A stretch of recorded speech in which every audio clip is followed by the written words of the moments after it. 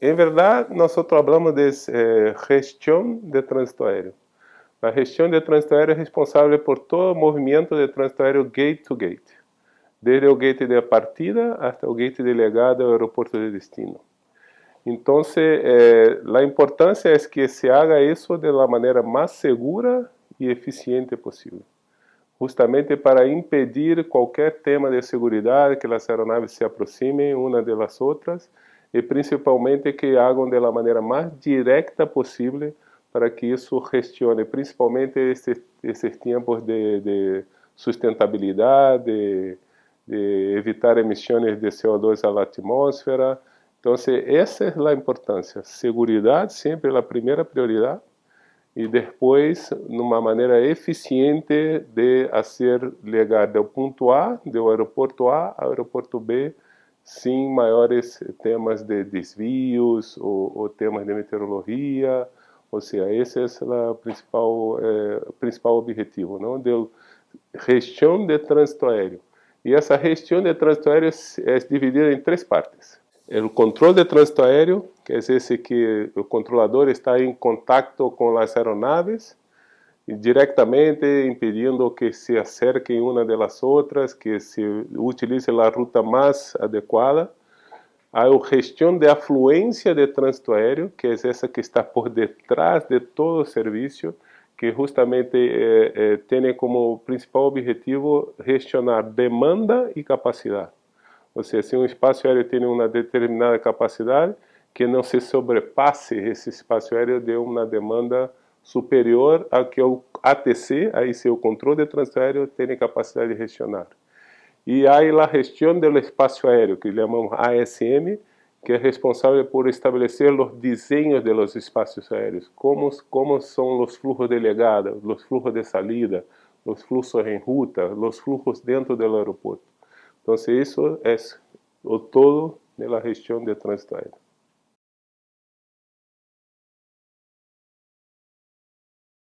Sem dúvida, sem dúvida. Em verdade, há dois problemas, não? Um é realmente a infraestrutura dos aeroportos em Latinoamérica são bastante limitadas.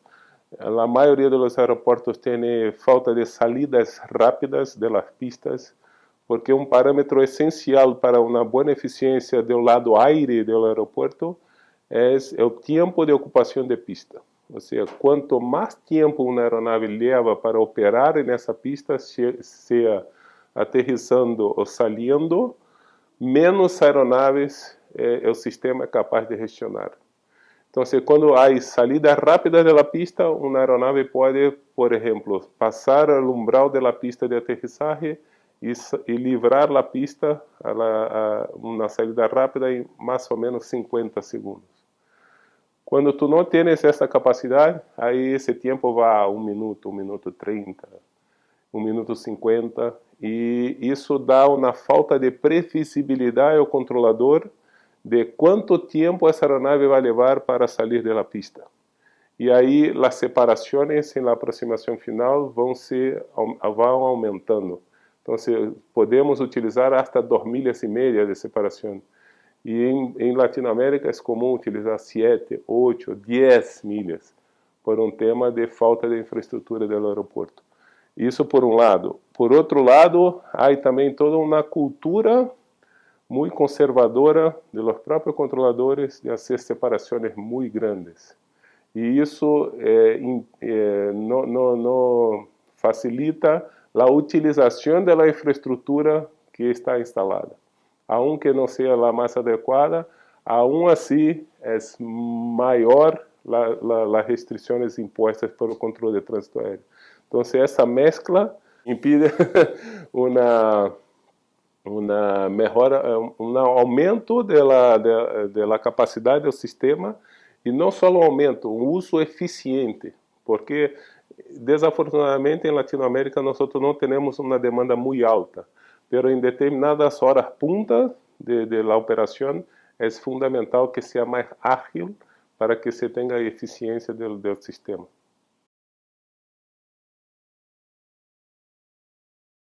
Não, normalmente o segredo principal é CDM. Essas 3 letras são fundamentais. Collaborative Decision Making. o processo de toma de decisão em colaboração.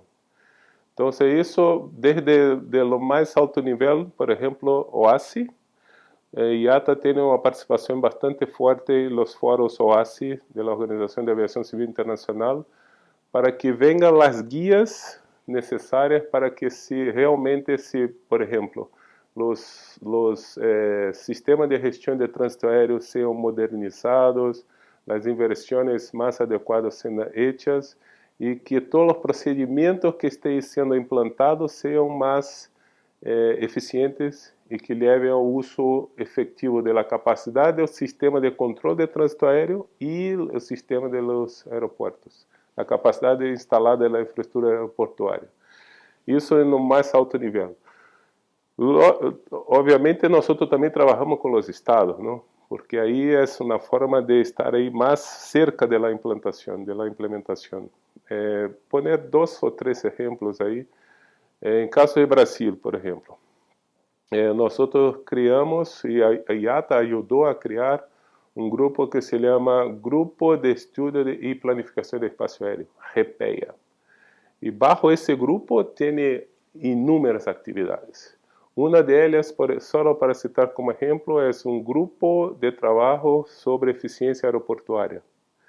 E é justamente bajo esse grupo, nós temos 8 aeroportos que foram elegidos por las aerolíneas brasileiras, que estamos com todo um mecanismo de implantação de redução de separações, uso mais efetivo das pistas, redução do tempo de ocupação de pista por las aerolíneas. E é por isso que é fundamental a importância que seja em CDM, porque se o ATC hace de uma forma unilateral, sem a contribuição das aerolíneas, não vai funcionar, e vice-versa. Então, se vai generar custo às aerolíneas, mas sem efetividade ao final do dia, não? Então, isso passa em GEPEA. E também em Brasil há grupos específicos, se chama Ágiles. Ágiles são Guarulhos, que atua especificamente no aeroporto de Guarulhos. Ágiles Campinas, em Campinas. Ale Rio, que atua em 2 aeroportos, internacional e doméstico. E aí já houve bastante logros. Um dos mais importantes foi a aproximação segregada, independente em Guarulhos, que ha traído muitos benefícios em termos de redução do tempo de táxi, evitar as esperas em vuelos, que gasta muito combustível.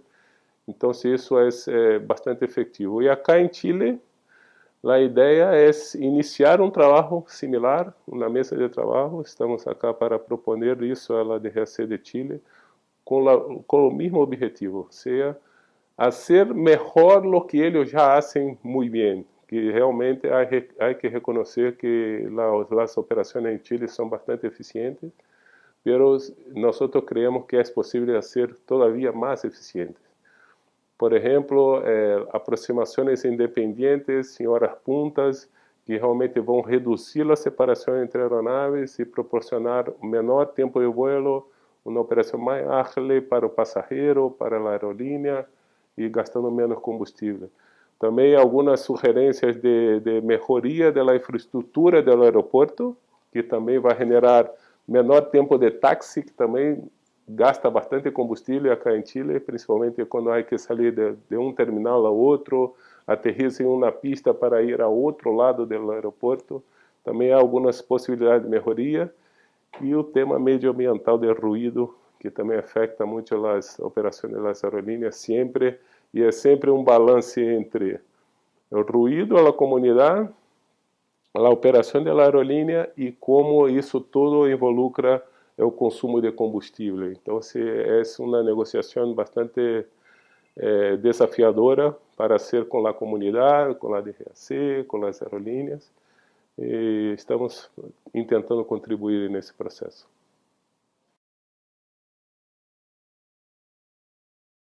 Nós estamos buscando utilizar esse sistema em todo o mundo, não? Pero acá em Sudamérica, desafortunadamente, ou em Latinoamérica, nós temos uma baixa cobertura desse sistema, porque depende da informação que genera a aeronave. Então, se a aeronave está voando no espaço aéreo, ela passa a ser uma estação meteorológica que vuela e que genera muitos dados de turbulência. E isso tem principalmente duas principais ganâncias. Uma, safety. Por exemplo, nós sabemos de muitos casos que, desafortunadamente, há um tipo de turbulência que é muito desafiadora de predecir, que é a turbulência de aire claro. Quando não tem uma condição meteorológica severa, está tudo bem, parece que está tudo bem, claro, e aí há uma turbulência. E que se generou bastante temas de que os comissários de a bordo e os próprios passageiros foram heridos gravemente porque, já que não estava previsto uma turbulência, se rompeu os huesos e bastante complicado. Então, com esse sistema de turbulência aware, como a aeronave que passou aí primeiro nesse espaço aéreo, ela vai generar um report e vai processar e vai informar as outras aeronaves, mira, aí nesse espaço aéreo está passando uma turbulência severa. Isso para o tema de segurança. E é também um tema de eficiência, porque quando a aeronave sabe que a aerolínea sabe com antelação que nesta região do espaço aéreo há uma turbulência, ela faz um desvio mais eficiente possível dessa área, generando menor consumo de combustível. Porque se ela não faz isso de forma planificada, o piloto normalmente ao ingressar nessa área de turbulência vai ser um desvio sem planificação. E esse desvio normalmente é muito maior e genera muito mais consumo de combustível. Então, se Turbulence Aware vindo para isso, e o desafio é generar uma cobertura convencendo as aerolíneas que esse é um bom sistema para todos.